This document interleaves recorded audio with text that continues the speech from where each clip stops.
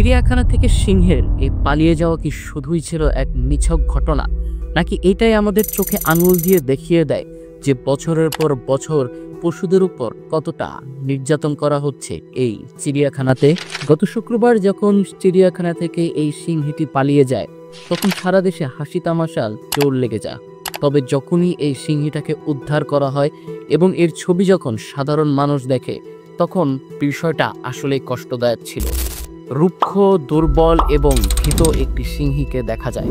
যেই সিংহীকে বনের মধ্যে এক ভয়ঙ্কর রূপে দেখা যায় তাকে দেখা গেল জীর্ণ শীর্ণ এবং ভীত চোখে। স্পষ্ট দেখা যাচ্ছে অসুস্থ এবং যত্নের অভাবেই সিংহীটির আজ এই অবস্থা।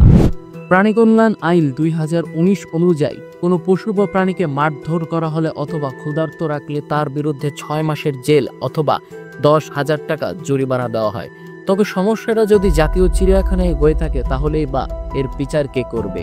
এদেশে আইন আছে কিন্তু আইনের প্রয়োগ নেই। আবার তা যদি হয় এক বোবা প্রাণীর ক্ষেত্রে, তা তো একেবারেই না।